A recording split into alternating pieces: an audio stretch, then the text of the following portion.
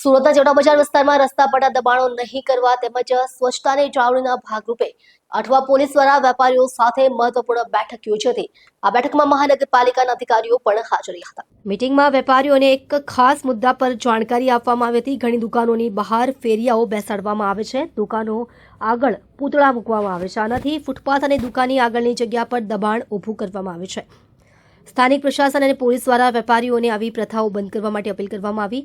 આ મુદ્દા પર ચોટા વિસ્તારના વેપારીઓની મીટિંગ પણ યોજવામાં આવી છે। આ પગલાંનો મુખ્ય હેતુ શહેરની સફાઈ, ફૂટપાથના દબાણ અને જનસાંકળને અનુકૂળ વાતાવરણ સુનિશ્ચિત કરવાનો છે। વેપારીઓને સાથે સીધી વાતચીત દ્વારા સમસ્યાના સમાધાનનો માર્ગ શોધવાનો પ્રયાસ છે।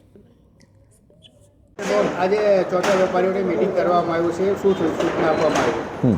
આજરોજ અઠવા પોલીસ સ્ટેશન વિસ્તારમાં આવતા ચોટા વિસ્તારના વેપારી લોકોને અઠવા પોલીસ સ્ટેશનમાં આજે મિટિંગ લેવામાં આવી, જેમાં કોર્પોરેશનના અધિકારીઓ પણ હાજર રહેલા। મુખ્યત્વે ચોટાની સમસ્યા એ છે કે ત્યાં ટ્રાફિકને અડચણરૂપ થાય એ રીતે વેપારીઓ બહાર ફેરિયા બેસાડે છે અને એમના ડિસ્પ્લે માટેના 6 થી 7 ફૂટના દબાણ હોય છે। આ દબાણ દૂર થાય એના માટે માનનીય પોલીસ કમિશનર સાહેબ અને મેયર સાહેબે 2 દિવસ પહેલાં ચોટા વિસ્તારની મુલાકાત લીધેલી અને તમામ વેપારીઓને અનુરોધ કરેલો કે 2 દિવસની અંદર તમે તમારી રીતે સેલ્ફ ડિસિપ્લિનથી વ્યવસ્થા ગોઠવો, જેથી પબ્લિકને હેરાનગતિ ના થાય। અને તમામ થાણા ઇન્ચાર્જોને સૂચના આપવામાં આવેલી કે આ બાબતે વેપારીઓ સાથે એક મિટિંગ લઈ અને યોગ્ય નિરાકરણ થાય, જેથી વેપારીઓને પણ અગવડ ના પડે અને આમ પબ્લિકને પણ હેરાનગતિ ના થાય।